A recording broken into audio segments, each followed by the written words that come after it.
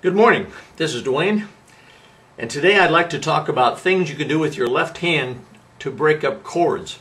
It's one thing to know chords, to know all the chords, but what do you do with the chords after you know them? I'm a strong believer, as you know, in knowing chords, but I'm also a strong believer in knowing what to do with those chords. So let's take a look today just at left-hand ways we can break up chords, okay? Left-hand ways we can break up chords. Well, first of all, in a song, we could just sustain the chord. That would be the easiest thing.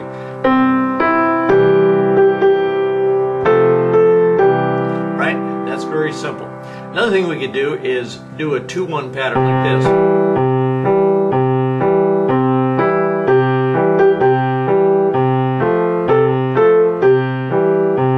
Another thing we could do is use the Alberti Bass, which is bottom, top, middle, top of a chord. We're breaking it up that way.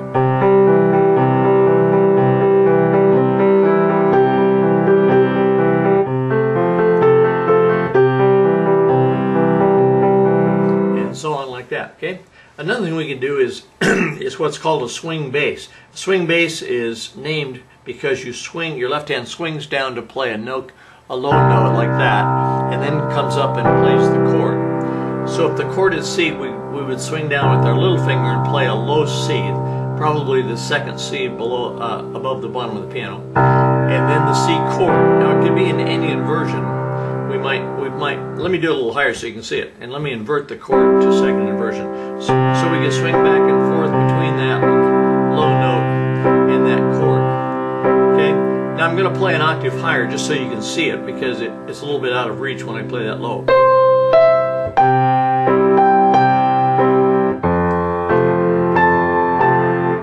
called a swing bass because we're swinging back and forth. Okay? There's also the alternating bass, which is the same, except every other time instead of hitting the root, you hit the fifth of the chord. Root, chord, fifth, chord, root, chord.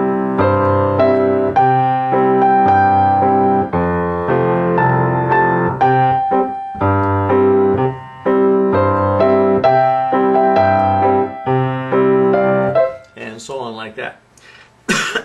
Another thing we could do is break up the chord in arpeggios. In other words, stretch it out like this.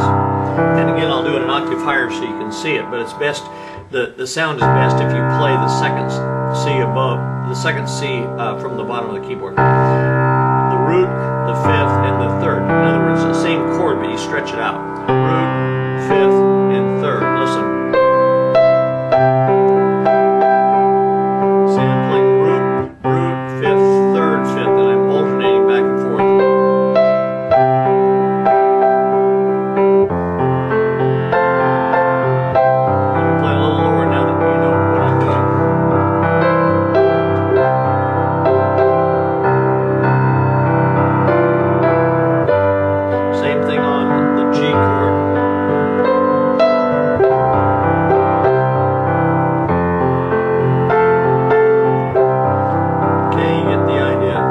Then there's a lot of specialized things like this. We're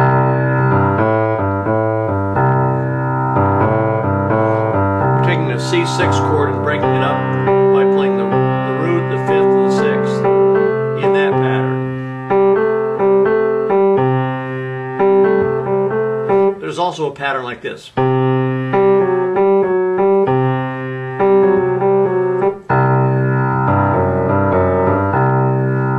There's also a pattern that goes like this.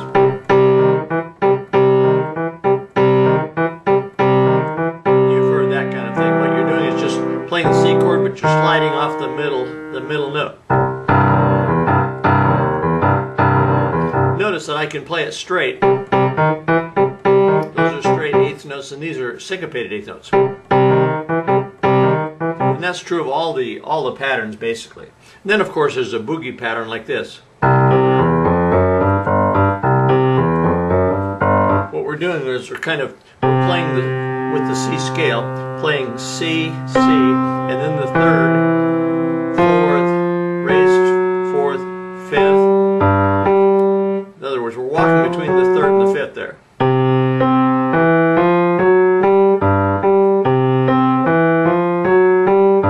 And again, it sounds a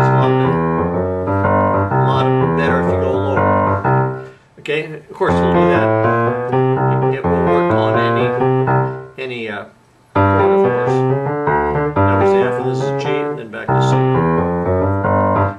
can be syncopated, that's steady, and you're syncopated. And then there's the classic boogie pattern of playing root, third, fifth, sixth, seventh, flat seventh, and then back down. You do it on F, do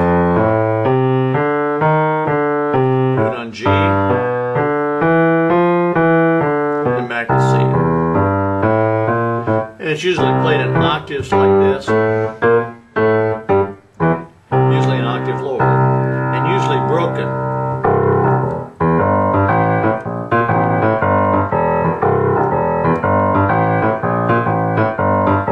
Let me do that slowly higher here. C, C, E, E, G, G, A, B flat, A, G, E, C. Okay, very slowly. Okay, now that I probably just showed you what, a dozen different patterns, different ways to break up one chord basically. Okay, and you can apply that to all the chords, of course. So there's a few ideas about ways to break up chords in the left hand.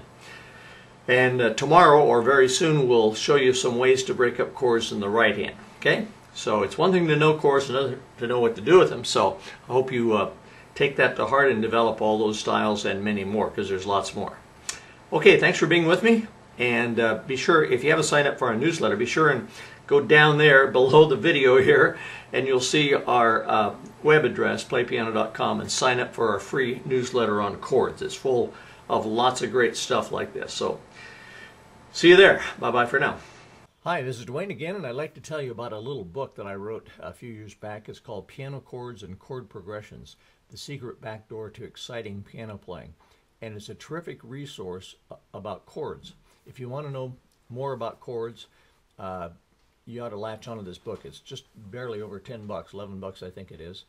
And it covers all the chords and chord progressions that I talk about in my videos. It's just a great, it's not a substitute for videos, of course, but or DVDs, but it's a great summary, and it's so inexpensive that it's well worth your while to get.